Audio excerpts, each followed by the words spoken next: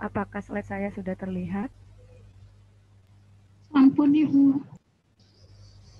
Oke. Baik, sesuai dengan kontrak waktu yang sudah kita tetapkan, ini tadi kita terlambat 15 menit ya. Saya baru dapat link tadi jam 13.15 ya. Jadi mungkin nanti semoga selesainya bisa tepat waktu. Kalaupun tidak tepat waktu berarti ya ada toleransi waktu sampai 15 menit ya, sampai saya bisa menjelaskan semuanya. Karena tadi joinnya juga baru jam 13.15. Saya di sini akan mencoba untuk menjelaskan terkait dengan perencanaan di dalam asuhan keperawatan keluarga. Nah, supaya lebih aplikatif, di sini saya coba untuk mengambil sampel dari aspek keluarga yang sudah disusun oleh mahasiswa sebelumnya ya. Jadi ini saya ambil sampel 3 mahasiswa. Ini adalah tugas mahasiswa sebelumnya yang sudah pernah dikirim ke saya ambil sampling aja secara acak, bukan mahasiswa favorit atau bukan yang paling pintar atau yang bagaimana, tidak. Jadi saya sifatnya mengacak saja, suka-suka saja, saya sampel begitu, ada minimal 3 sampel. Nanti di sini kita bahas satu persatu eh, bagaimana cara menyusun perencanaan di dalam asuhan keperawatan keluarga yang baik dan benar itu seperti apa. Nah, jadi ketiga sampel ini kita hanya menjadikan pembelajaran saja, bukan untuk dicontoh, bukan berarti ini adalah aspek yang paling benar begitu sehingga harus dicontoh seperti ini contohnya, tidak. Tapi di sini sifatnya kita berbagi ya. Jadi 3 aspek ini sekali lagi saya ulangi, bukan yang paling bagus, bukan yang paling baik contohnya seperti ini, itu tidak. Itu namanya, kalau begitu namanya saya hanya memberi nyawa cowen gitu ya. Ini saja. Kalau misalkan seperti itu sifatnya seperti itu saja. Tapi di sini hari ini kita akan membahas itu eh, bagaimana ketiga sampel ini kalau kita bahas dari poin perencanaan gitu ya, perencanaan di dalam asuhan keperawatan keluarga. Karena kalau hanya berbicara teori konsep saja saya pikir kurang aplikatif, jadi nanti pun mahasiswa juga pasti tidak akan bisa menerapkannya ke dalam aspek keluarganya gitu ya, sehingga saya coba ambil sampel saja. Kemarin kita sudah belajar terkait dengan pengkajian diagnosis, nanti juga akan saya singgung bagaimana pengkajian yang sudah kita bahas kemarin, kemudian juga poin diagnosis sampai dengan scoring, direview lagi nanti kalau diterapkan di dalam aspek ini seperti apa. Nah, tapi sebelum review apa yang sudah disampaikan di pertemuan di minggu sebelumnya, saya di sini akan mencoba untuk membahas bagaimana cara menyusun perencanaan di dalam asuhan keperawatan keluarga. Baik, yang pertama yang ingin saya sampaikan terkait dengan ketiga sampel askep ini, kalau kita lihat ya, bisa kita bandingkan, ini dilihat di dalam slide-nya, ini sampel yang pertama. Kalau dilihat yang pertama dari template yang dibuat untuk menulis aspek ini ya, kalau kita lihat. Jadi mahasiswa ini dia satu institusi ya, berasal dari Tikes UM Jember sama. Jadi tidak dari instansi manapun, ini dari satu institusi, kemudian juga dari apa namanya, dari kelompok yang sama begitu. Kemudian juga eh, ini ibaratnya adalah satu satu ini ya, satu rumpun, satu rumah gitu ya, satu tempat lah ibaratnya. Namun bagaimana cara mahasiswa ini menuliskan poin perencanaan ini ke dalam ini, ternyata meskipun satu ini di sini berbeda-beda. Bisa kita lihat di mahasiswa yang kedua, dia menggunakan format seperti ini. Poin di dalam tabelnya ini berbeda gitu ya, meskipun intinya sama saja. Tapi saya pikir kalau template kan harusnya sama ya, orang kita ada di prodi yang sama, di fakultas yang sama gitu. Kenapa jatuhnya di sini bisa beda-beda? Itu yang menimbulkan pertanyaan di benak saya. Padahal kalau format asuhan keperawatan itu sudah baku ya, sudah diberikan, seharusnya sama, tidak ada bedanya. Tapi nggak tahu ini kenapa bisa muncul versi yang berbeda-beda, padahal satu ibu, satu rumah gitu ya, tapi ternyata beda-beda.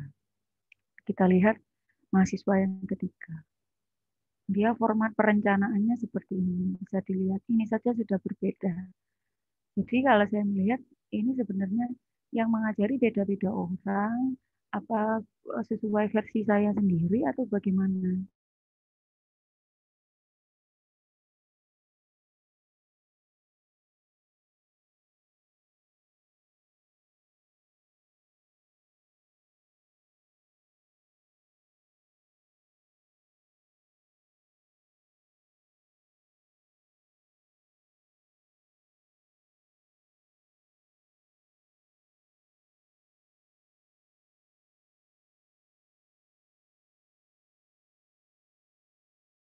Nah,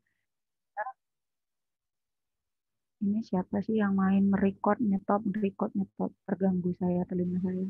Oh iya Bu, maaf Bu. Sinyalnya gangguan sini, saya pindah dulu hostnya. Hmm. Kemudian di sini kalau dilihat ya, ini ada perbedaan antara mahasiswa satu, mahasiswa dua, dan mahasiswa tiga. Yang kedua, di sini menuliskan intervensi, padahal isinya adalah perencanaan. Ini jelas adalah poin sederhana yang tidak pernah diperhatikan oleh mahasiswa. Oleh sebab itu, sebelum kita melangkah, lebih baik membaca terlebih dahulu. Ya, mohon bisa dibaca step by step bagaimana mengerjakan ini itu harus bagaimana sih? Oh, formatnya menggunakan ini. Jadi biasakan untuk bisa runtut dalam mengerjakan sesuatu, ya. Jadi jangan asal terobos, apalagi hanya copy paste suka-suka ya akhirnya jadi seperti ini. Akhirnya memunculkan bahwa seorang perawat itu tidak pernah konsisten dengan pekerjaannya. Dari sini saja kita sudah bisa menilai ya, kita tidak pernah konsisten. Kalau memang kita konsisten, ya kita seragam menggunakan format yang sama, isinya juga sama begitu. Sehingga kalau ingin keilmuan kita diakui, ya ayo kita sama-sama sebagai seorang perawat ya kita konsisten. Minimal konsistensi kita bisa dilihat dari apa? Dari menuliskan dokumentasi keperawatan saja. Kita seragam, konsisten dalam menuliskannya.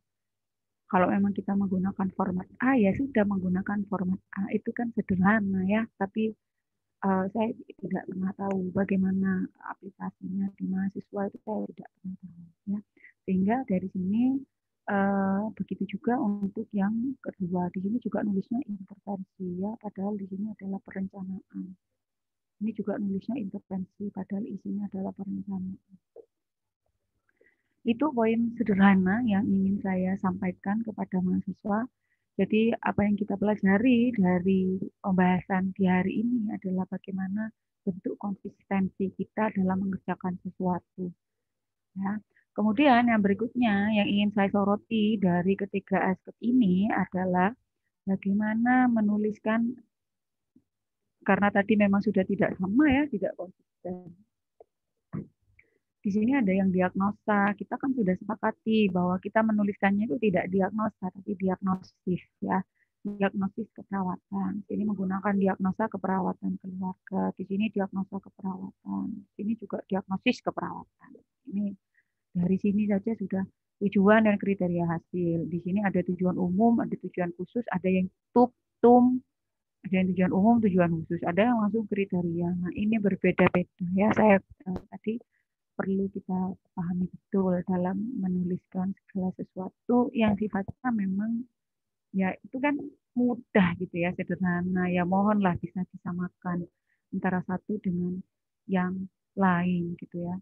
Dan yang lebih menyakitkan lagi menurut saya itu sangat menyakitkan gitu ya. Karena apa? Karena ternyata apa yang disampaikan itu kadang tidak pernah didengarkan. Misalkan contoh sudah disampaikan seperti ini misalkan. Saat nanti ada tugas, diberikan tugas mahasiswa, balik lagi ke saya itu tidak seperti ini, tidak seperti contoh yang benar yang sudah disampaikan. Itu yang jauh lebih menyakitkan. Ya tetap seperti ini nih, antara satu mahasiswa dengan mahasiswa yang lain tetap berbeda-beda. Jadi yang lebih menyakitkan itu adalah di sana ya. Sudah kita sampaikan dengan baik-baik begitu, tapi kembali lagi sudah diberikan arahan kembali lagi ke saya itu tetap beda-beda seperti ini gitu loh. Nah itu yang sangat menyakitkan saya, sehingga saya jadi bertanya-tanya, ini sebenarnya mahasiswa ini mendengarkan apa tidak sih, bukan? Jadi mohon jangan seperti itu ya, mahasiswa yang di sini, yang di ruang Zoom ini, kita sama-sama bisa saling menghargai satu sama lain gitu. Jadi kalau misalkan memang sudah diberikan arahan, mohon bisa diikuti ya, kita sama-sama tadi saling menghargai satu sama lain. Kemudian poin berikutnya yang ingin saya jelaskan adalah bagaimana mengisi ini semua. Ya, mungkin dulu kalian sudah pernah mendapatkannya di dalam materi dokumentasi keperawatan ya, tentunya sudah dibahas banyak. Namun di sini saya langsung aplikatif pada bagaimana merumuskan perencanaan kalau itu di dalam keperawatan keluarga. Ya. Secara garis besar apakah berbeda? Sama saja ya. Intinya dalam menyusun asuhan keperawatan itu sama saja. Bedanya di mana ya? Bedanya di sini klien kita adalah keluarga, itu saja. Kalau mengisinya, isinya dan lain semacamnya semuanya sama. Baik itu di keluarga, anak, maternitas, komunitas, di mana saja sama. Yang membedakan hanya kliennya saja. Ya. Oke, karena ini format yang paling mendekati dengan apa yang diberikan oleh Prodi, oleh PJMK juga, oleh Pak Cahya, kalau tidak salah, kalau tidak ada perubahan ya, karena sampai dengan hari ini saya belum menerima perubahan apapun terkait dengan template keperawatan keluarga. Jadi saya pikir format yang mendekati benar itu kurang lebihnya seperti ini. Ya. Jadi ada diagnosis, tujuan umum khusus, kriteria evaluasi standar, rencana tindakan, dan seharusnya ada rasional di kanan sendiri. Cuma kurang tahu saya ini kenapa tidak ada di sini. Nanti bisa di cross check lagi, kalian kan sudah mendapatkan format aspek keluarga ya. Nanti silakan bisa dicek karena kemarin saya ngajar di kelas A itu mereka menyampaikan bahwa mereka sudah pernah mendapat format aspek keluarga. Nah, kalau di kelas ini barangkali sama ya, ABC. Kalau belum dapat nanti silakan klarifikasi, konfirmasi ke saya, nanti saya berikan. Kalau misalkan sudah mendapat, silakan bisa dicek, dibuka apakah memang sesuai dengan ini atau tidak. Kalau tidak sesuai, nanti silakan interupsi. Kalau sudah sesuai, ya kita jalan menggunakan format ini. Ya. Oke, yang pertama yang ingin saya bahas, kalau misalkan tidak sesuai, kalau tidak sesuainya yang mana yang tidak sesuai, itu silakan nanti bisa di cross check ya. Poin yang pertama yang ada di dalam perencanaan itu adalah diagnosis keperawatan. Nah, di sini sudah disampaikan diagnosis keperawatan. Mungkin ada yang ini bisa menyampaikan formula dalam menuliskan diagnosis keperawatan. Kemarin kita sepakati menggunakan formula yang terdiri dari apa saja dalam merumuskan diagnosis keperawatan. Ada yang bisa menjelaskan?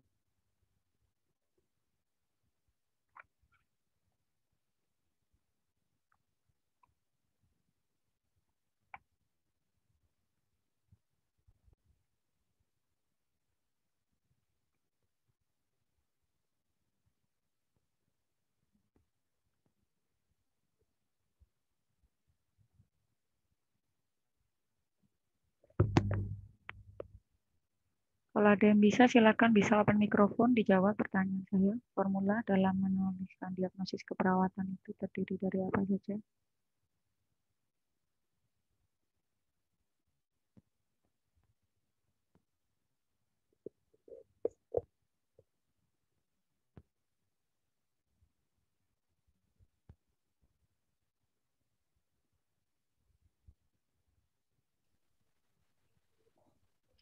Izin menjawab, Ibu.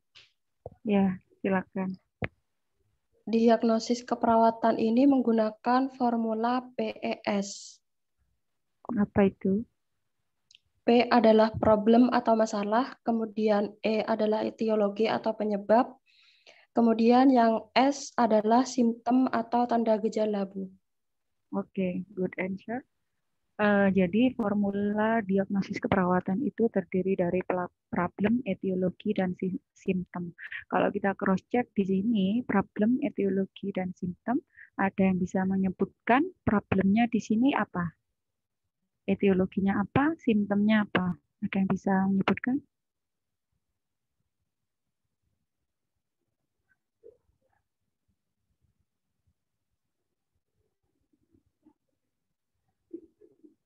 Kalau di dalam diagnosis yang dituliskan mahasiswa ini Anda bisa menyebutkan tidak problemnya apa, etiologinya apa, simptomnya apa?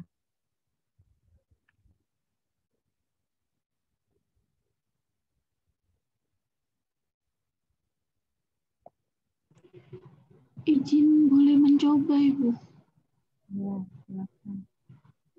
Problemnya itu untuk yang nomor 1, manajemen kesehatan keluarga tidak efektif. Etiologinya itu kompleksitas program perawatan atau pengobatan, dan simptomnya itu ditandai dengan Tuan H yang mengungkapkan tidak memahami masalah kesehatan yang diderita.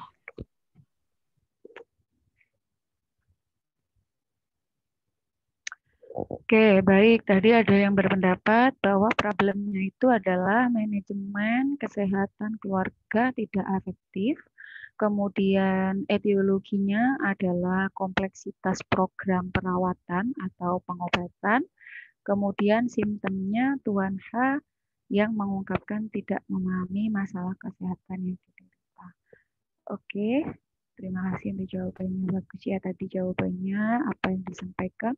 Kalau dilihat di sini, apa problem dari diagnosis yang dirumuskan ini, dia menyatakan manajemen kesehatan keluarga tidak efektif. Ini adalah problemnya ya. Kemudian etiologinya adalah kompleksitas program perawatan atau pengobatan. Jadi, kemudian simptomnya tadi Tuan H mengungkapkan dan seterusnya. Ini ya, ini adalah etiologi. Simptom ya. Kalau kita lihat di diagnosis yang kedua atau di diagnosis keperawatan yang kedua, ada yang bisa menyebutkan ini problemnya apa, kemudian etiologinya apa. Silakan.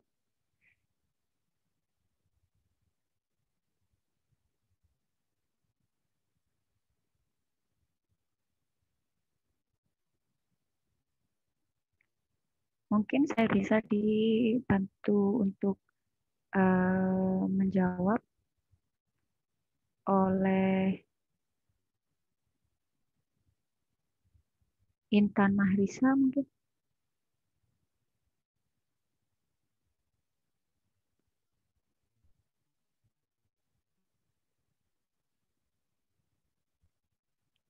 Intan Mahrisa masih ada di ruang Zoom? Ada, Ibu. Ya, saya bisa dibantu menjawab, Mbak. Ini problemnya apa, etiologinya apa, simptomnya apa?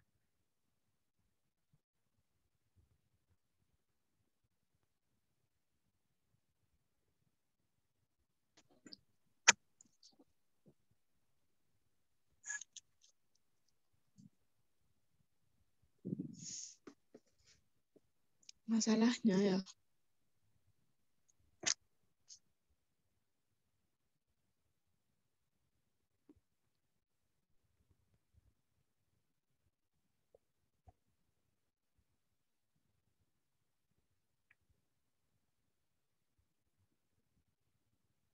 Silakan, Intan Mahrisa.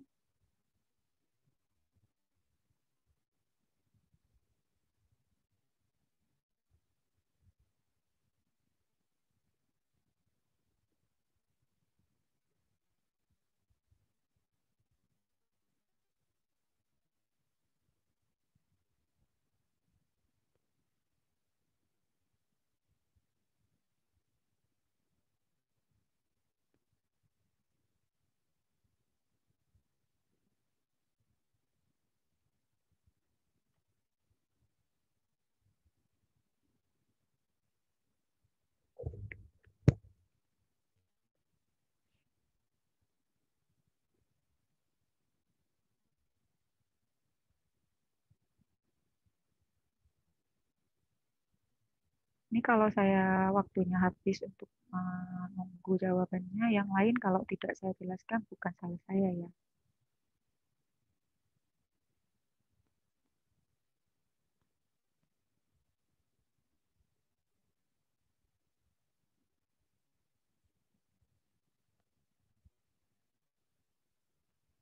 Tadi kan sudah diberikan satu contoh itu oleh temannya untuk yang pertama tadi.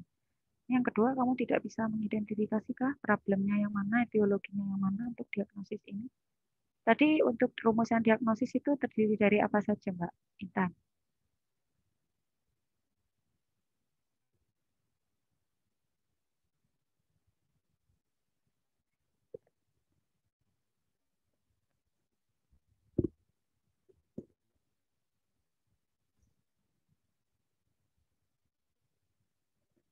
Di open mikrofon, Mbak, biar saya bisa mendengar suaramu.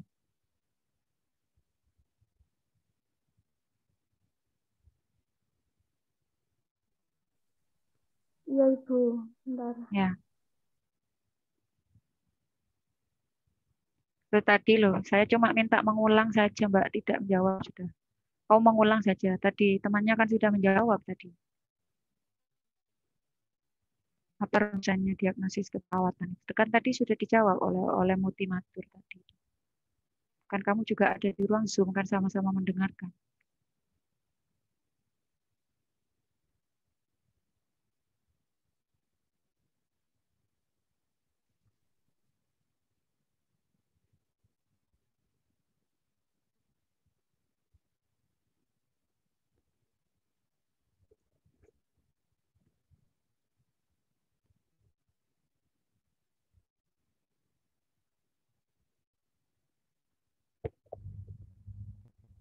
Apa kamu terlambat joinnya tadi, jadi kamu tidak sempat mendengarkan? Tidak, Ibu. Ya, tadi kan sudah dijawab sama Multimatur tadi. Formula dari diagnosis itu apa saja tadi, Mbak? Problem, etiologi, sama simptom. Ya sudah, berarti di sini tadi juga sudah dibahas. Kalau untuk diagnosis yang pertama, problem etiologi simptomnya tadi sudah dijawab ini oleh si Cynthia tadi. Sekarang saya minta untuk yang kedua ini, coba bisa di ini, apa kamu tidak melihat share screen kah? Melihat, Ibu. Ya sudah, saya minta untuk bisa ditelusur lagi. Kalau bunyi diagnosisnya seperti ini, problemnya apa, etiologinya apa, simptomnya apa.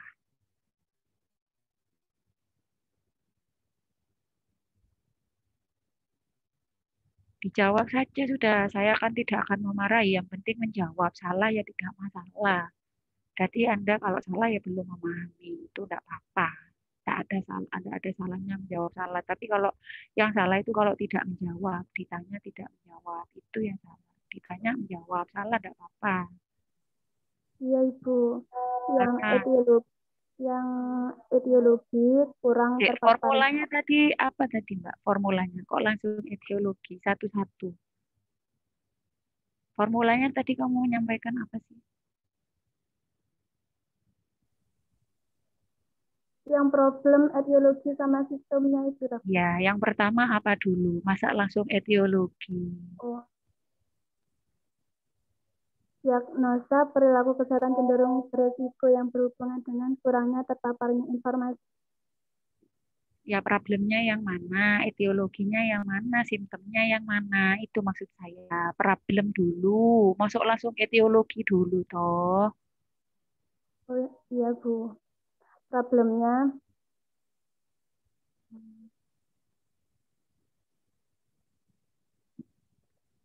cenderung beresiko. Terus yang etiologinya kurang terpaparnya informasi. Sistemnya Terus tidak ada, Bu. simptomnya tidak ada. Tadi problemnya apa? Cenderung beresiko. Ya, Ibu. Oke. Ada yang mau berpendapat yang lain selain seperti itu tadi? Yang lain barangkali ada yang punya pendapat yang berbeda. Apakah sudah benar? Problemnya cenderung beresiko, etiologinya kurang terpapar informasi, dan simptomnya tidak ada. Apakah sudah sepakat? Setuju semua? Tidak, Bu. Ya, yang tidak setuju siapa? Untuk problemnya ini adalah perilaku kesehatan cenderung berisiko, kemudian par informasi.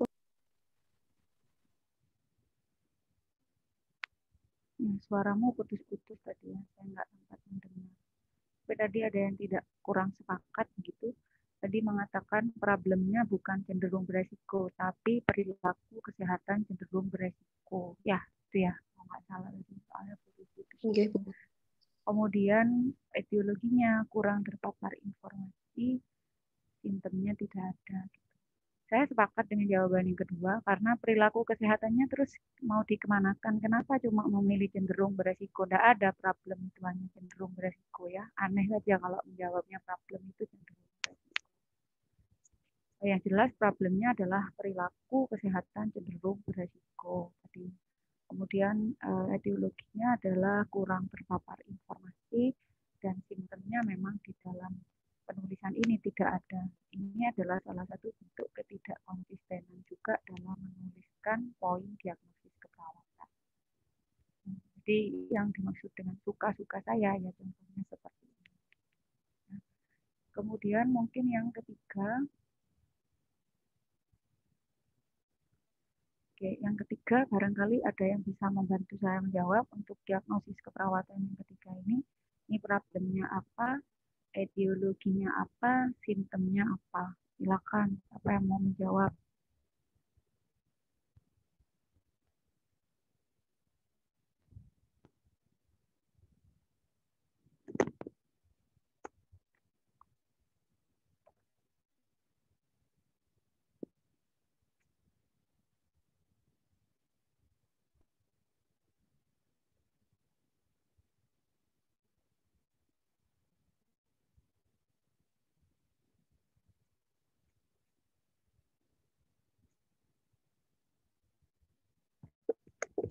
Perlu dipanggil lagi kah?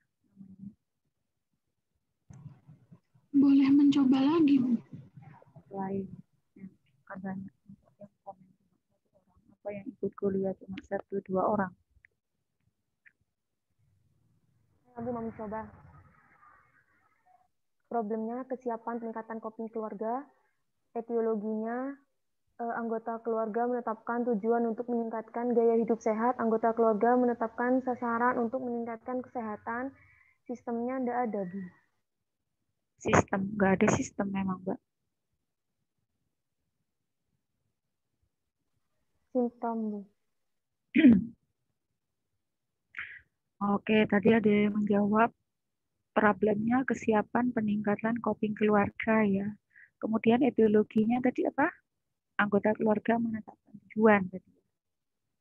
Simptomnya tidak ada. Ada yang mau berpendapat yang lain? Apakah sudah setuju atau ada yang kurang sepakat dengan jawaban barusan? Mohon maaf, Bu, yang tidak ada etiologinya, simptomnya anggota keluarga menetapkan tujuan untuk meningkatkan gaya hidup sehat, anggota keluarga menetapkan sasaran untuk meningkatkan kesehatan. Ganti berarti ya. Yang tidak ada katanya simptomnya, yang tidak ada etiologinya, simptomnya, anggota keluarga, dan seterusnya itu. Kemudian problemnya tadi kesiapan peningkatan keluarga. Saya sepakat dengan jawaban yang kedua. Jadi di sini problemnya adalah kesiapan peningkatan coping keluarga, etiologinya tidak ada, kemudian simptomnya tadi anggota keluarga menetapkan tujuan dan seterusnya sampai dengan kesehatan. Apakah rumusan diagnosis seperti ini salah atau benar? Kita kembali lagi bahwa kemarin kan kita sudah membahas ya, sifat dari diagnosis keperawatan itu ada aktual, ada resiko, ada wellness atau sejahtera. Nah, kalau di sini kita golongkan sifat masalahnya ini termasuk aktual, resiko, atau sejahtera. Kalau yang ini. Yang mana menurut kalian?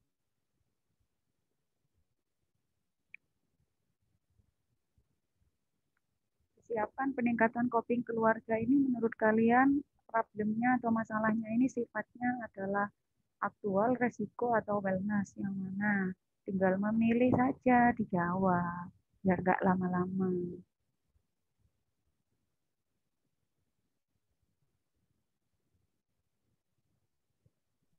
Wellness, Bu. Yang mana? Wellness. Wellness atau sejahtera. Ada yang berpendapat yang lain?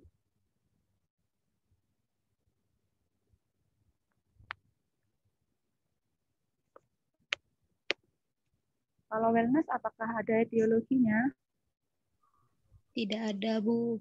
Tidak ada. Jadi ya memang dia sudah betul dalam menyusun atau merumuskan diagnosis keperawatan memang tidak ada etiologinya. Ya.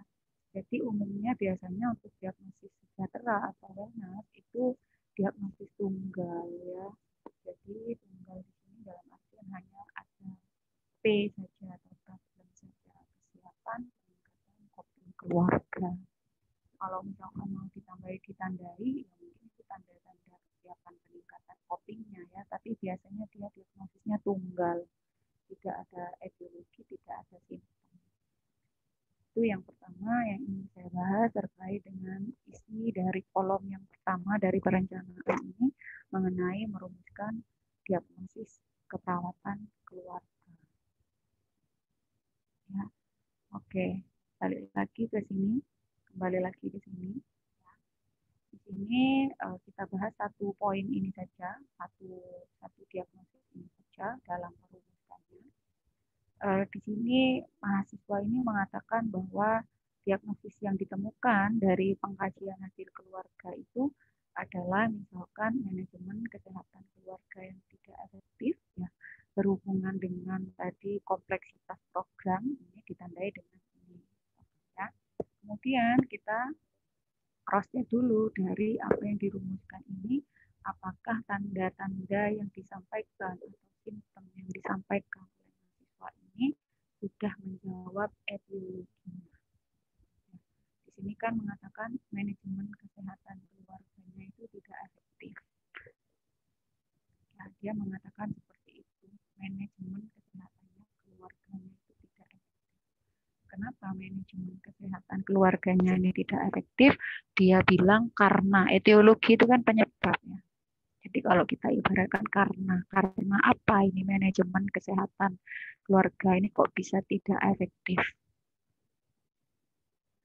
Dia bilang karena kompleksitas program pengobatan yang kompleks tadi. Kompleks itu berarti ibaratnya banyak ya. Banyak kompleks menyeluruh gitu ya. Kompleks ibaratnya dia kompleks banget ini program pengobatan atau perawatan penyakitnya gitu. Dia mengatakan kompleks ya, ruwet lah ibaratnya kalau kita jabarkan menjadi bahasa yang sederhana begitu. Dia bilang ini kompleks ini perawatannya atau pengobatannya. Padahal setelah saya cross check, ini memang sakit apa ya keluarga Tuan H ini, kok bisa dia sampai pengobatan atau perawatannya itu sampai kompleks gitu. Saya cross check ini sakit apa anggota keluarga Tuan H. Yang sakit itu si Nyonya S ini, dia mengalami ini rheumatic arthritis.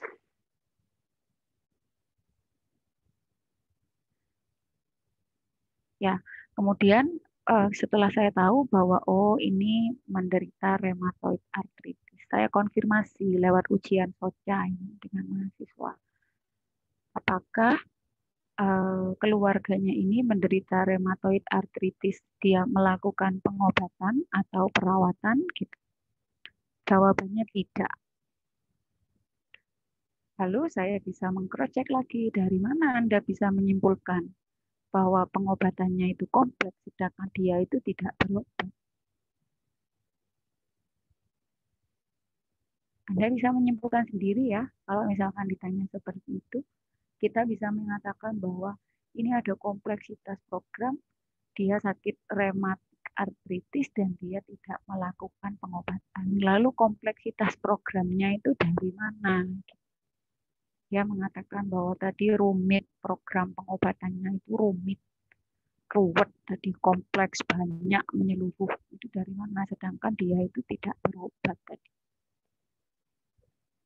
Berarti tanda-tanda dari kompleksitas pengobatan ini di sini tidak ada. Kalau kita lihat di sini tandanya bilang Tuan H mengungkapkan tidak memahami masalah. Kaitannya dengan kompleksitas pengobatan apa? Ada apa tidak? Kan jelas tidak ada ya. Tidak ada hubungannya, tidak ada kaitannya. Nah, mengungkapkan kesulitan menjalankan perawatan yang ditetapkan. Ini juga bahasanya terlalu kompleks gitu ya. Ya bilang aja, dia bilang apa itu yang disampaikan. Kamu kesulitan menjalankan. Ini kan dari DSDO ini. Ya, seharusnya apa yang disampaikan oleh keluarganya ya itu yang disampaikan. Yang menjadi tanda bahwa pengobatannya itu kompleks gitu. Seharusnya yang benar yang bagaimana atau yang baik, diagnosis yang baik yang mendukung itu yang seperti apa? Tanda dan gejala atau simptom yang mendukung etiologi dan problem itu yang seperti apa? Contoh misalkan ya, ini saya contohkan di sini, misalkan kalau kita mau mengangkat manajemen kesehatan keluarga yang tidak efektif, yang berhubungan dengan kompleksitas pengobatan atau perawatan misalkan ya, yang bagus itu kalau kita menyampaikan tanda-tandanya atau simptomnya itu misalkan yang pertama ya, di sini Anda mengatakan misalkan dari hasil pengkajian Tuan H ini memiliki anggota keluarga yang sakit diabetes, misalkan seperti itu. Sehingga anggota keluarga yang sedang sakit diabetes itu harus menjalani pengobatan seumur hidup, misalkan seperti itu. Di mana obat-obatan yang dia harus konsumsi itu diantaranya, misalkan kalian sebutkan di sini. Oh ada keluarga mengatakan mengkonsumsi obat glibenclamid misal contohnya ya, kalian cross check di rumahnya, oh iya ini dia glibenclamid mengkonsumsi berapa kali sehari, harus dikonsumsi setiap hari misal contohnya, maka saya akan percaya bahwa oh ya memang program pengobatannya itu kompleks ya. Bayangkan seumur hidup misalkan contoh saja, dia harus mengkonsumsi obat-obatan, dia harus begini, harus teratur setiap hari, nah, maka saya akan percaya bahwa itu kompleks pengobatan. Atau barangkali contoh yang kedua, di sini Anda mengatakan ditandai dengan salah satu anggota keluarga Tuan H ini menderita TB, misalkan TB paru, ya, sehingga harus menjalani pengobatan selama 6 bulan, misalkan begitu. Di mana 3 bulan pertama ini sedang dilakukan pengobatan apa, misalkan rifampicin atau apa, gitu contohnya, misalkan, dan harus dikonsumsi setiap hari. Kalau misalkan tidak dikonsumsi, maka dinyatakan putus obat, sehingga harus mengulang lagi pengobatan dari awal. Ini yang dikatakan kompleksitas pengobatan. Jadi pengobatannya tadi benar-benar kompleks ya, rumit begitu, ditambah lagi misalkan Tuan H mengatakan bahwa selama mengkonsumsi obat dia merasa mual, misalkan efek samping obat itu kan mual, pusing, juga sudah merasa bosan misalkan, ya karena harus setiap hari mengkonsumsi obat-obatan dan efek sampingnya mual juga, itu namanya kompleksitas pengobatan. Maka akan match dengan apa yang disampaikan di dalam poin problem dan etiologi. Kalau seperti ini jelas tidak match gitu ya. Di etiologinya itu digambarkan di dalam tanda dan gejala ini. Bisa dipahami sampai di sini ya.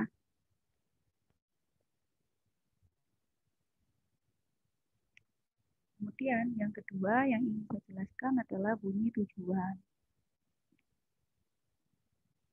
Tujuan kalau di dalam keperawatan keluarga itu ada tujuan umum dan tujuan khusus.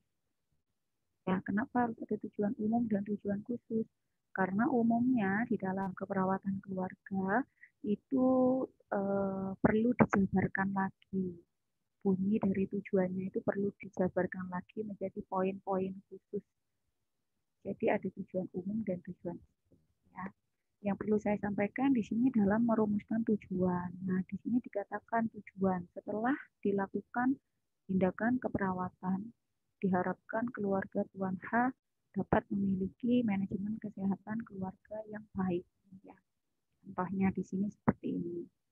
Dalam merumuskan tujuan, ya tujuan umum terutama, formula yang ditetapkan adalah SPOK ya, subjek, predikat, objek, keterangan. Subjeknya di sini siapa? Subjeknya adalah keluarga. Ya. Jadi subjek ini berorientasi pada problem tadi.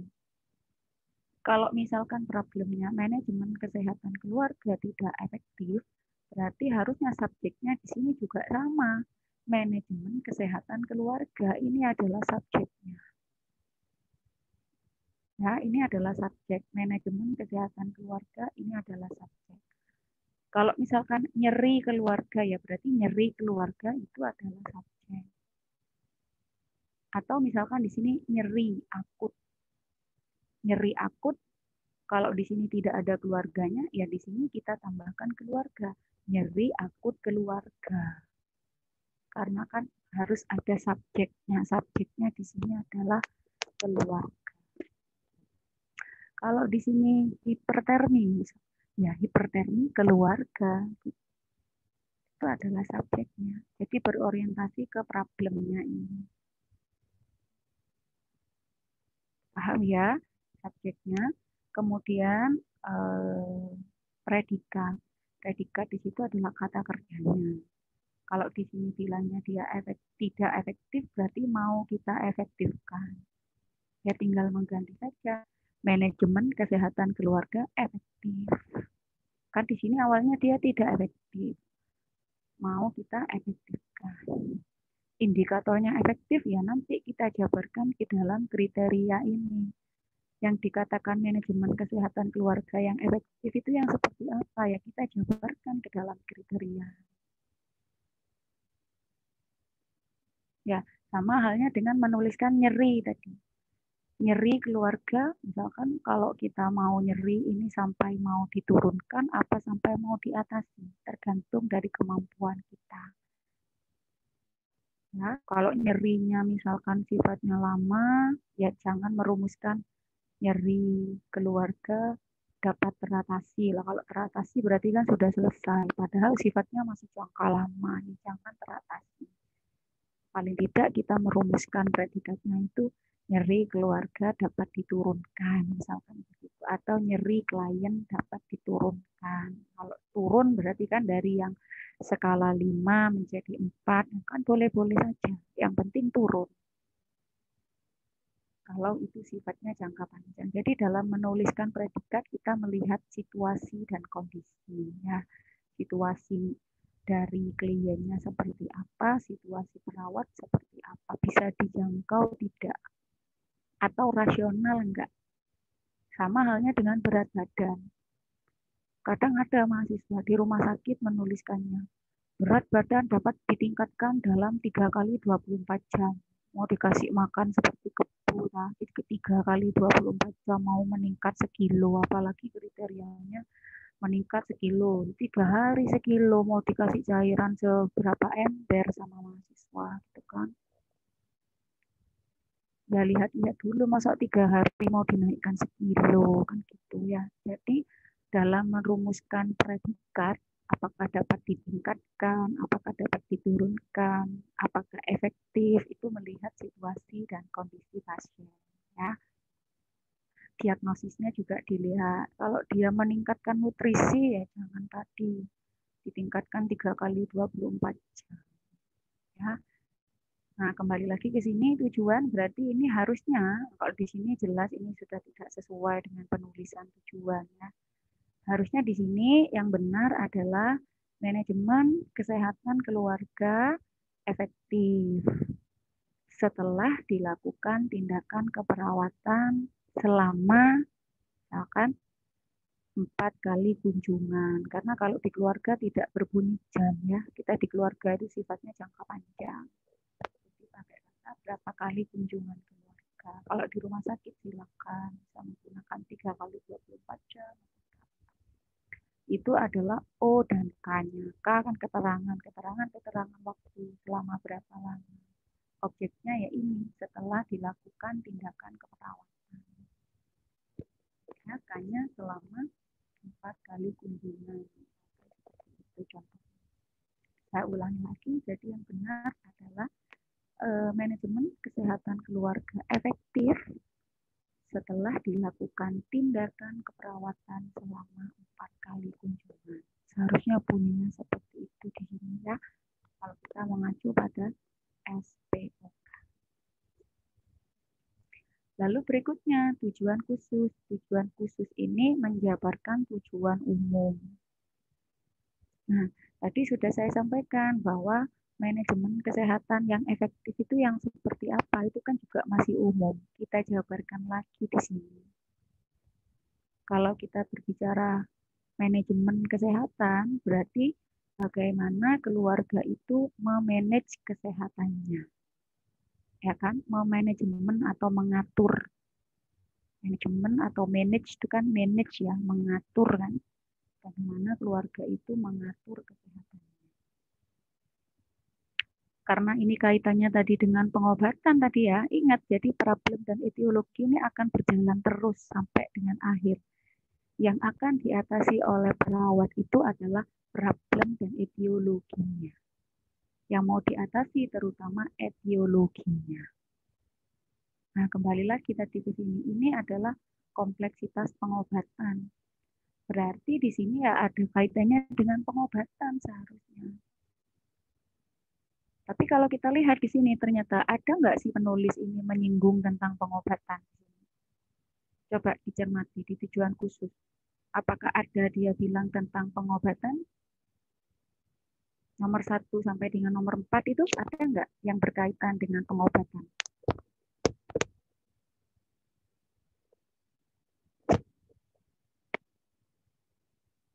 Tadi dia bilang etiologinya kompleksitas pengobatan atau perawatan ya. Dari poin nomor 1 sampai dengan nomor 4 ini mana yang kaitannya dengan perawatan atau pengobatan? Nomor berapa?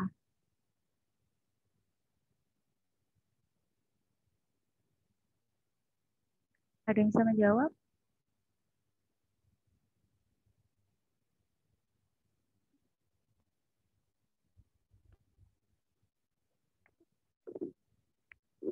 Satu, 2, 3, 4 tinggal jawab nomor saja ya, nggak susah menurut saya.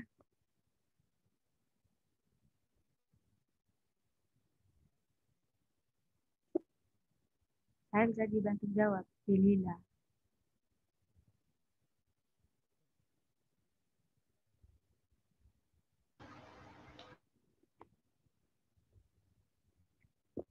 Halo, Delila, kamu masih ada di ruang Zoom atau sudah tidak ada?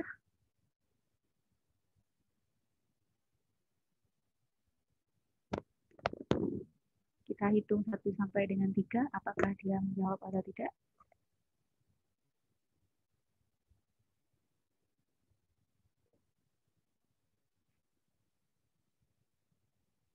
Atau dia sedang izin ke kamar mandi barangkali, Delila. Maisha mau izin kamar mandi. Diresti mau izin kamar mandi. Ini hostnya siapa ya? Saya, Bu. Jadi close saja Mas kalau tidak ada orang dikeluarkan dari ruang Zoom. Atas nama Delila. Yang lain barangkali ada yang bisa membantu menjawab. Dari nomor 1, 2, 3, sampai 4 yang berkaitan dengan pengobatan atau perawatan tadi nomor berapa?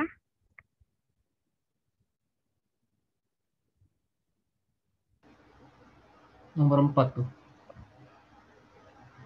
Nomor 4, keluarga mengatakan sudah menjalankan teknik relaksasi dengan pijat dan kompres hangat pada area yang sakit. Apakah itu berkaitan dengan perawatan atau pengobatan? Iya, bukan itu ada pijat dan kompres hangatnya itu, Bu. Perawatannya.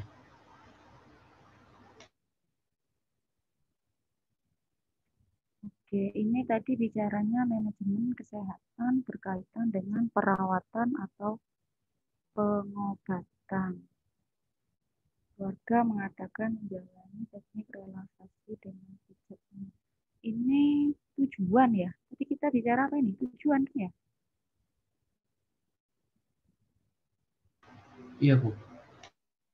Oke. Jadi tujuannya orang ini nanti dalam memberikan asuhan kepada keluarga, dia hanya sampai agar keluarganya itu mengatakan ya, kan dia mengatakan bilangnya ya. Iya. Ya, oke. Kalau begini bisa kita simpulkan nanti ya nggak usah diajari teknik relaksasi, cukup kita ngomong doang aja, terus kita ukur, dia udah bilang, ya saya sudah melakukan teknik itu. Jadi kita sudah tercapai ya ininya ya, apa kriteria intervensinya, tujuannya sudah tercapai. Dia bilang, ya saya sudah selesai, misalkan dia bilang begitu saja itu sudah tercapai. Gampang banget berarti ya. Kalaupun begini ya tidak perlulah kita ajari macam-macam, cukup disampaikan bla bla bla bla bla, terus ditanya gimana sudah melakukan, oh iya sudah.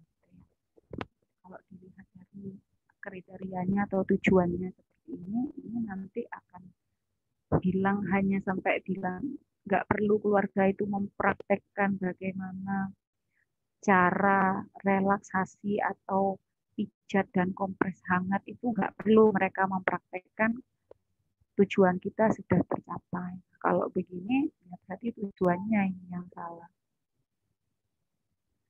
Ya, jadi kan di sini berarti hanya bilang mengatakan. Gitu. Kalau saya cross check ke sini, kalau ini berkaitan dengan perawatan ya, oke lah, masih lumayan sesuai kalau berkaitan dengan perawatannya nomor 4. Kemudian kalau kita lihat nomor 3, dapat menjelaskan dengan benar bagaimana akibat dari penyakit rheumatoid arthritis dan dapat mengambil keputusan tepat.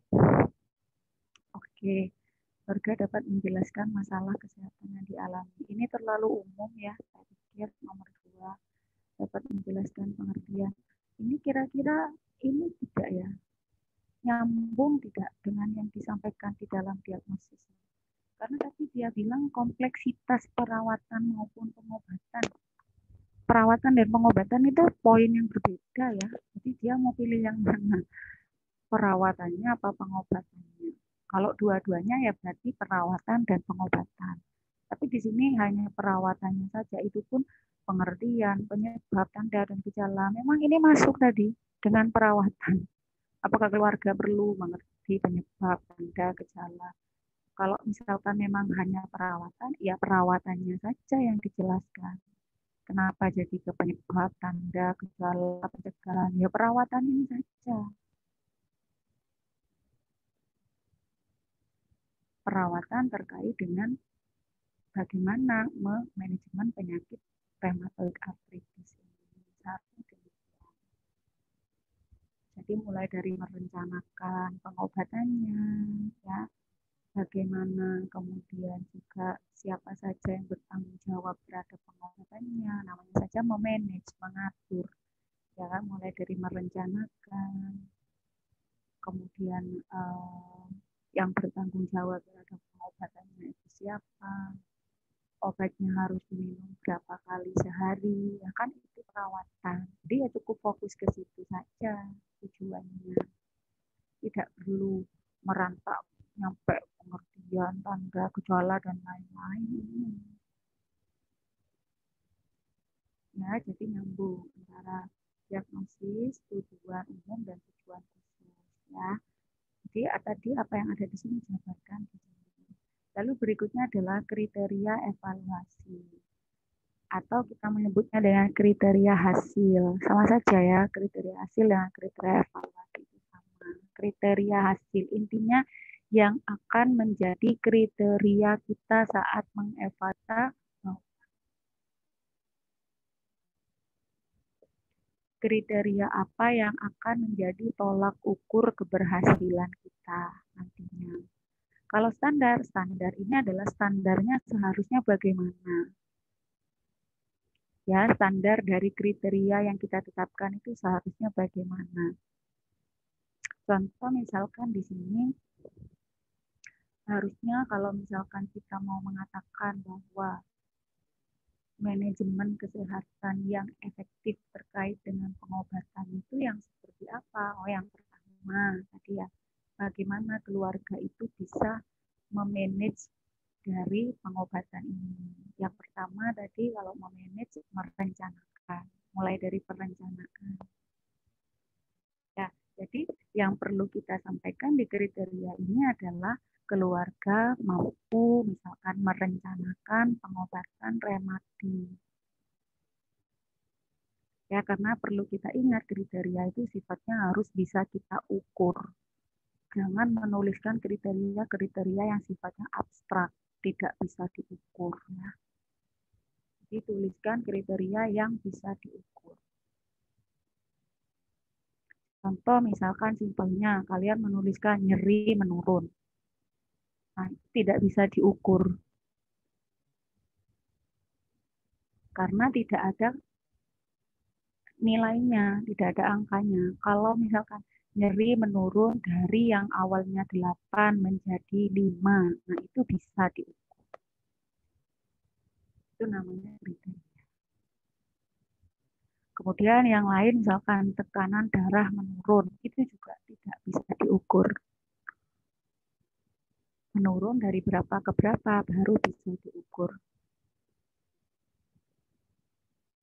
Atau hanya menuliskan DBN dalam batas normal. Dalam batas normalnya berapa? Lawang saat ditanya mahasiswanya aja bingung dalam batas normal mengatakan dengan enaknya. Padahal normalnya aja nggak tahu. Lebih baik kita menuliskan saja biar enak saat mengevaluasi nanti. Yang dikatakan normal itu berapa sampai berapa. Nah, itu tuliskan dalam poin standar ini. Misalkan tekanan darah normalnya 110 sampai 130. Misalkan itu sampaikan dalam poin standar. Jadi standar ini adalah normalnya itu seperti apa. Kriteria yang kita inginkan bagaimana. Misalkan tadi nyeri turun dari 8 menjadi 5. Standarnya harusnya tidak nyeri.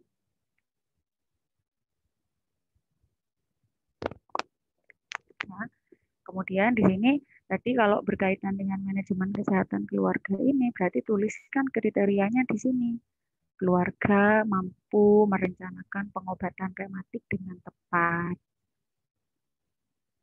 Ya, jadi namanya merencanakan, oh ya saya nanti harus minum obat jenis ini, diminum berapa kali, itu merencanakan. Nanti saya begini merencanakan.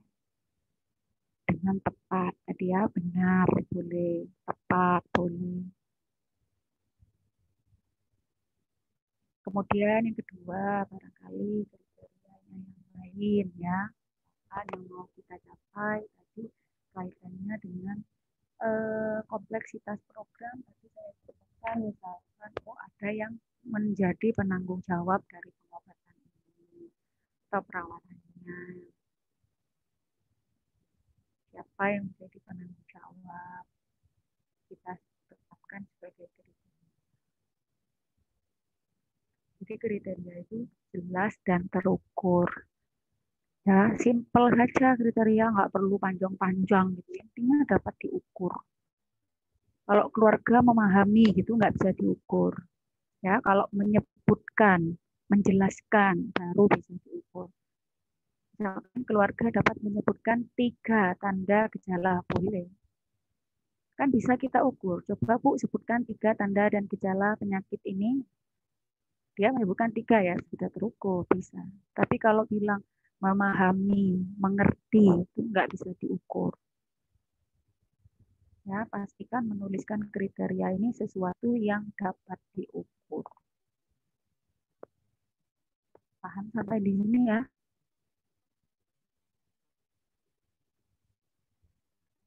Jangan menuliskan kriteria yang tidak dapat diukur. Contoh tadi yang tidak dapat diukur, mengerti, memahami, kemudian menurun, meningkat. Kalau menurun sampai berapa, baru bisa diukur. Tapi kalau nyeri menurun, kan? Menurun dari berapa sampai berapa. Normalnya berapa sampai berapa. Dituliskan ya. Kemudian yang terakhir adalah rencana tindakan. Nah, rencana tindakan ini sudah bagus ya, dia menuliskannya lakukan observasi, terapeutik, kemudian ada 4 poin ya. Edukasi dan kolaborasi. Nah, di sini yang kurang tepat apanya? Kalau kita menggunakan formulasi dari kompetensi mahasiswa 3 S1 nurse, itu kan pakai formula 357 ya. Kalau kalian ada di 3, 5, apa 7?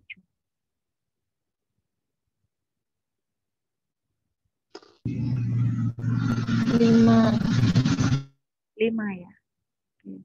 Berarti kriterianya di sini minimal ada berapa seharusnya?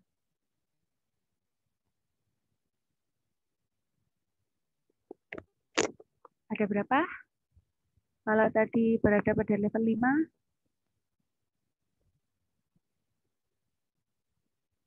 3, 5, apa 7? 5, Bu. 5. Ini di sini kalian lihat ada berapa? Ada 2. Ada 2. Berarti ini di 2 berarti ini. Padahal ini mahasiswa profesi ya. Seharusnya berapa kalau profesi? Levelnya? Level 7, Bu. 7. Jadi minimal seharusnya di sini ada 7 kriteria yang dia rumuskan ke dalam kriteria ini. Kalau kalian berarti nanti ini minimal ada 5 kriteria ini. Yang harus dapat diukur. Karena itu adalah levelnya. Kalian berada pada level 5. Berarti harusnya 5. Paham ya? 5 kriteria minimal. Kalau mahasiswa D3, nanti dia cukup 3 di sini menuliskan kriteria minimal. Lalu berikutnya rencana tindakan, observasi. Yang kita observasi itu seharusnya adalah kriteria yang sudah kita tetapkan. Karena apa? Ya untuk bisa mengatakan bahwa intervensi kita sudah berhasil apa belum, kan kita harus membandingkan dengan kriteria. Ya, kalau dilihat di sini, ini yang dilakukan apa, kriterianya apa, gitu ya. Jadi ibaratnya ini enggak nyambung. Ya, ini kriterianya. Memahami konsep, mendemonstrasikan teknik relaksasi. Dia bilang. Padahal ini tadi bilangnya dia tentang pengobatan. Ya, pengobatan terkait dengan reumatoid arthritis tadi. Kok tiba-tiba muncul teknik relaksasi di sini gitu ya. Di mana nyambungnya? Apalagi tadi disambung-sambungkan, kan itu termasuk perawatan gitu. Namanya menyambung-nyambungkan. Kalau disepakati memang terkait kompleksitas pengobatan gitu ya. Jangan bicara yang lain. Kalau bicaranya terkait dengan perawatan, ya sudah perawatan. Di sini cuma ada 2, tapi lihat ada berapa ini? 7 ya. Padahal di sini cuma ada 2. Ini ada lebihnya ini berarti. Lebih 5. Bukan lebih kalau gitu ya.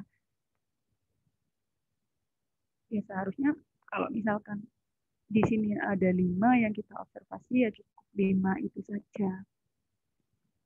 Kalaupun nanti pada aplikasinya lebih dari 5, ya nggak masalah. Tapi yang dituliskan cukup 5 yang menjadi kriteria itu saja. Makanya tadi kriteria itu harus dapat diukur. Jangan menuliskan kriterianya TTV dalam batas normal. TTV itu kan ada 4. Ya jabarkan satu-satu yang ada kaitannya dengan diagnosis. Kan tidak semua diagnosis TTV itu masuk ke dalam semua diagnosis, kan tidak semua. Barangkali nyeri, misalkan tadi kalau nyeri berarti ada kaitannya barangkali dengan tekanan darah atau mungkin nadi. Itu yang disampaikan di sini. Jadi harus dijabarkan satu persatu karena minimal 5 tadi ya. Yang diobservasi juga ya 5 itu tadi yang jadi kriteria. Tidak ada yang lain lagi. Sehingga kalau misalkan saya contoh sederhananya saja. Misalkan kriterianya di sini mengatakan tekanan darah 110 sampai 130 tadi. Setelah kita observasi, misalkan kan tadi tindakan kita bilangnya lakukan observasi. Diimplementasi kita lakukan observasi. Ternyata tekanan darahnya 140.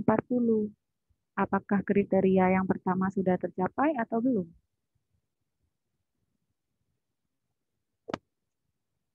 Sudah tercapai belum?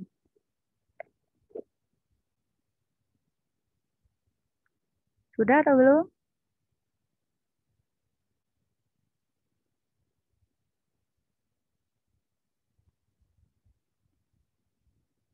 Ya, Mbak siapa? Lisa. Sudah tercapai belum, Mbak, untuk kriteria yang pertama? Iya, Bu. Sudah tercapai. Gimana, Bu? Maksudnya?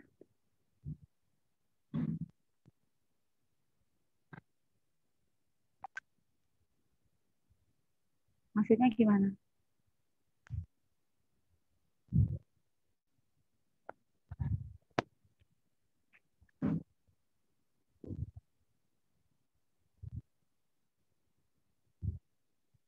Barangkali dibantu yang lain deh. Kan waktunya udah mau habis juga. Sudah tercapai belum? Kalau kriterianya 110 sampai 130 setelah kita lakukan observasi tekanan darahnya 140. Sudah tercapai atau belum? Sudah, Bu. Belum, Bu. Tapi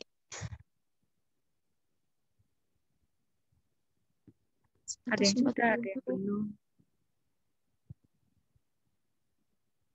Lisa, kamu mengerti pertanyaan Bu Yuni? Iya, Bu. Gimana maksudnya? Kan Coba. tadi di kriterianya 110 sampai 130. Terus setelah kamu observasi tekanan darahnya itu ternyata 140. Kita bisa menyimpulkan bahwa kriteria kita sudah tercapai atau belum? Belum, Bu, karena tekanan darahnya melebihi, Bu. Kan 140. Tadi kok jawabnya iya tadi?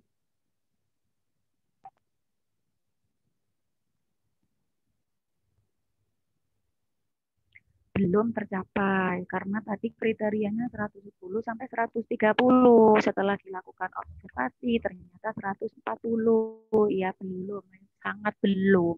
140. Kriterianya 130 110 sampai 130. Ya jelas belum.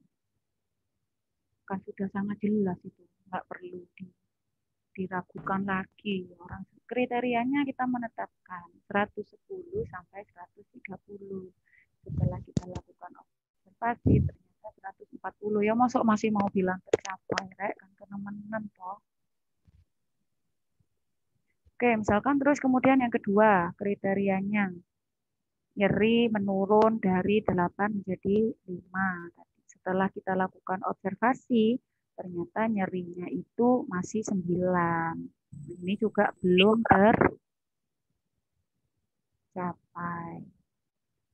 Kriteria yang kedua. Kriteria yang ketiga, misalkan nadi kita tetapkan, misal tadi ngomong nadinya 60 sampai 100. Ternyata setelah kita lakukan observasi, nadinya masih 110. Ya ini kita bisa menyimpulkan bahwa itu belum tercapai.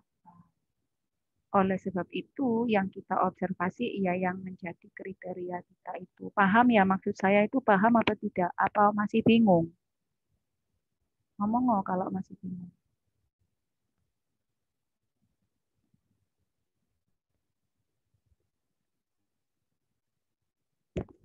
Ada yang berbicara, saya anggap paham. Ada yang mau ditanyakan sampai di sini? Saya izin bertanya, Bu.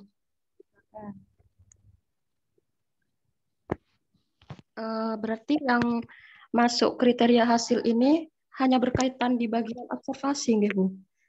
Tidak dengan terapeutik atau edukasi. Hanya berkaitan dengan observasi. Iya, jawabannya jelas tidak. No.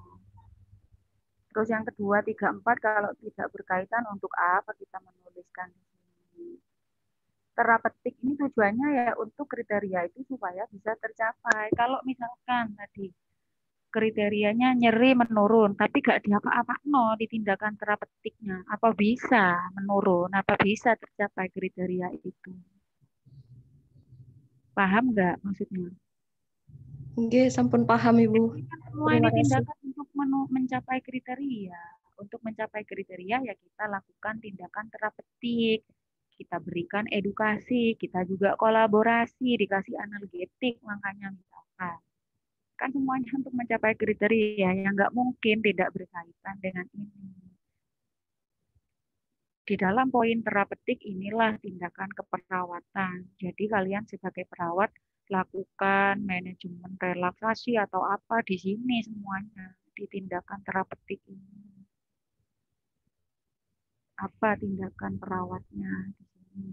Cok ngomong anjurkan, ajarkan, masa bisanya cuma mengajarkan. Nah, kalau kita melakukan memang nggak boleh, haram tahu hukumnya ketiga.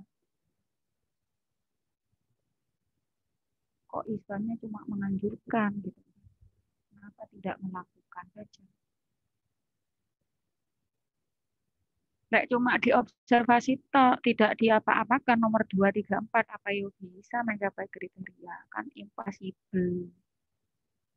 Gitu loh.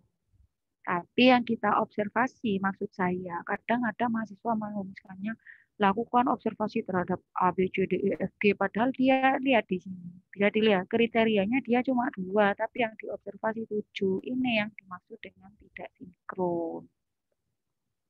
Kriterianya cuma 2, dia mengobservasinya 7. Kalau ini di sini kriterianya ada 7, yang dia observasi 7, itu baru betul. Jadi dipahami ya maksudnya ya. Oke, sampun paham, Bu. Oke, kemudian kita cross check di sini. Dia kan bilang lakukan observasi ini ya, kita cross check di bagian implementasi. Nah, dia bilang lakukan observasi, lakukan terapeutik, ini bla bla bla bla, ini banyak ya. Saya pikir perencanaannya ini udah bagus ini, good gitu ya. Bagus ini perencanaannya udah lengkap semuanya, edukasi, kolaborasi. Coba kita lihat di poin implementasi. Tadi dia mengatakan perencanaan yang pertama lakukan observasi, jelas ya tadi ya. Oke, di poin mana dia melakukan observasi, coba kita lihat. Implementasi. Melakukan pengukuran pengkajian. Kok melakukan pengkajian lagi di sini, di implementasi? Padahal tadi bilangnya lakukan observasi ya. Yang pertama tadi betul apa tidak? Apa saya salah lihat matanya?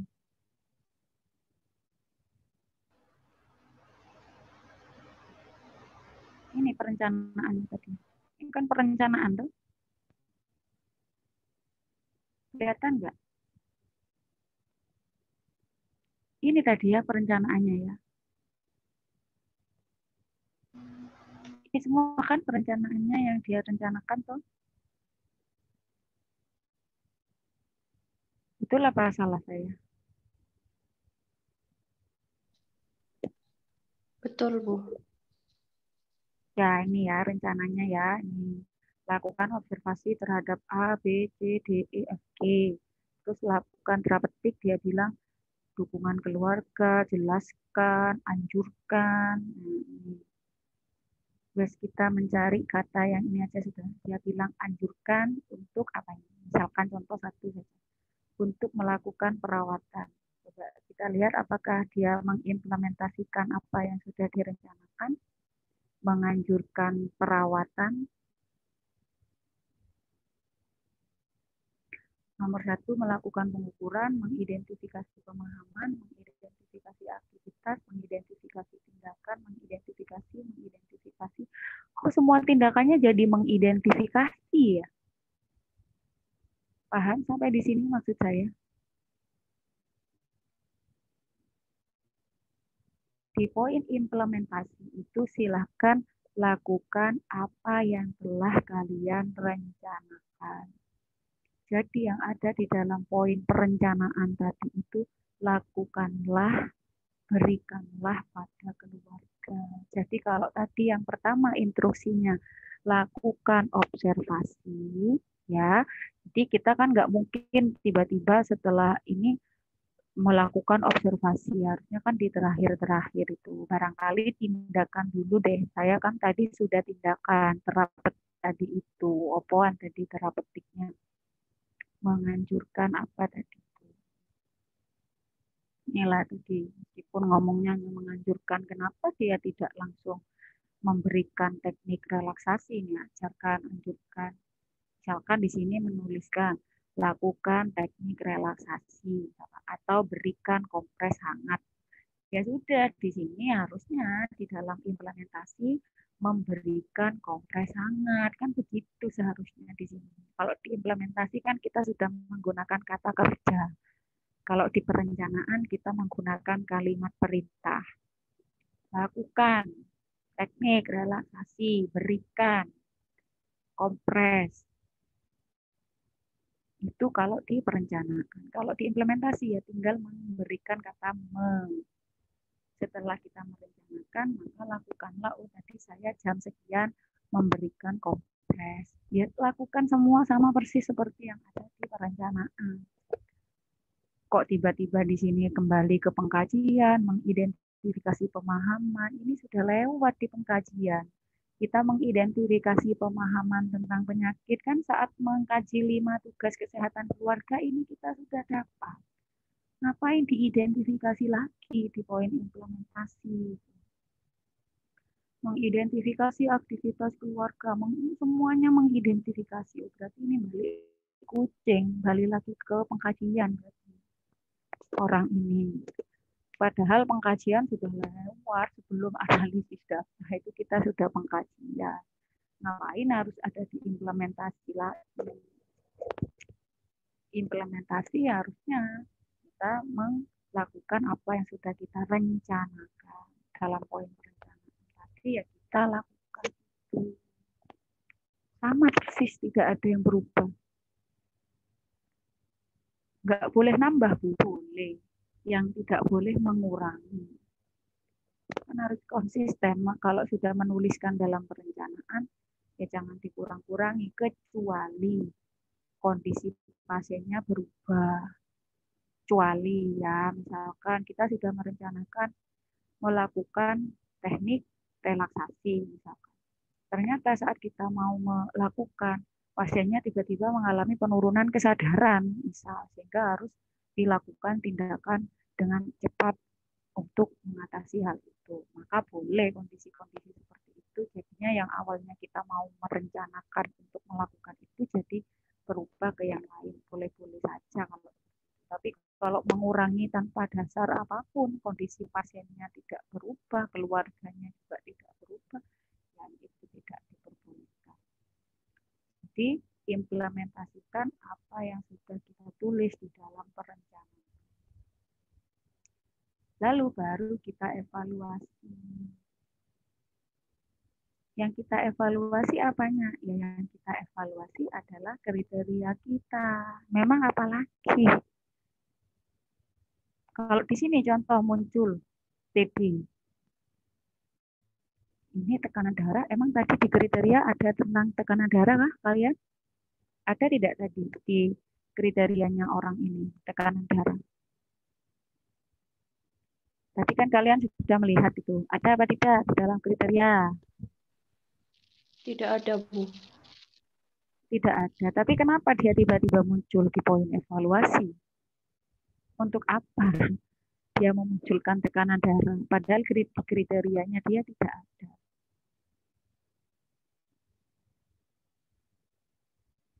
Nyeri area lutut.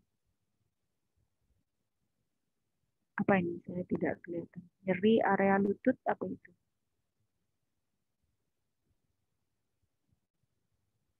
Nyeri area lutut dan kaki. Memang tadi ada di kriteria nyeri. Skala nyeri 6, TUG 15 detik. Memang ini semua ada tadi di kriteria. Kan tidak ada. Tapi kenapa di sini tiba-tiba dia ada? Dan tiba-tiba di sini dia mengatakan masalah keperawatan belum teratasi. Padahal untuk bisa mengatakan indikator masalah keperawatan sudah teratasi atau belum, kan ini kita bandingkan dengan kriteria. Baru kita bisa mengatasi. Tadi seandainya kriterianya tadi ada 3. Tekanan darah, nyeri, dan nadi. Dari ketiga-tiganya ini ternyata semuanya belum tercapai. Kan kita bisa menyimpulkan bahwa masalah belum teratasi. Kalau ini kriterianya apa, dia yang dia evaluasi apa, baru dia menyimpulkan masalah keperawatan belum teratasi. Gitu ya. Jadi ibaratnya ke timur, ke barat, ke selatan, dan ke utara. Nggak ketemu di tengah-tengah. Jadi dia bilang ketemu. Jadi kami sampai di sini. Ada yang mau ditanyakan?